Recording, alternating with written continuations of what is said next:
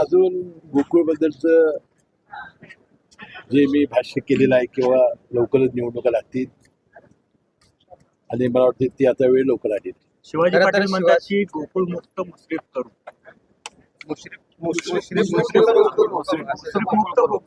ते कोण सभासदाने करायचं काय शिवाय लोकांना? पण दोन दिवसापूर्वीच तुम्ही आभार मानले होते, ते काही बोललेली नाही. पण नाही, व्यक्तिगत टीका केली. व्यक्तिगत टीका, राजकीय टीका काय? तुम्ही सातत्यानं महायुती म्हणून ही निवडणूक लढवणार असं अजूनही ही म्हणताय. निवडणूक मात्र ते महायुती तुम्हाला- म्हणूनच होईल आणि महायुतीचा अध्यक्ष होईल.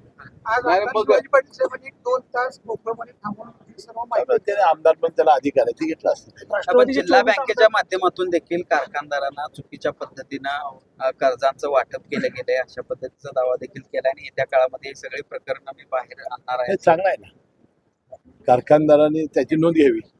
दाव्यासाठी ज्या पद्धतीचे आरोप केले जातात, कितीही काही करा पण गोकुळमध्ये कोणताही भ्रष्टाचार निघणार नाही असा विश्वास आहे तुमचा? 100% 5 वर्षात. सर, गोकुळच्या संदर्भामध्ये ज्या पद्धतीनं आपले कार्यकर्ते गेल्या काही वर्षातला गोकुळच्या कारभाराच्या चौकशीची मागणी किंवा माहिती मला मागवत आमचे आहे कार्यकर्ते नाही, किंवा संस्था संस्था प्रतिनिधी प्रतिनिधी असतील. संस्था प्रतिनिधी ठीक आहे, त्याची चौकशी होईल.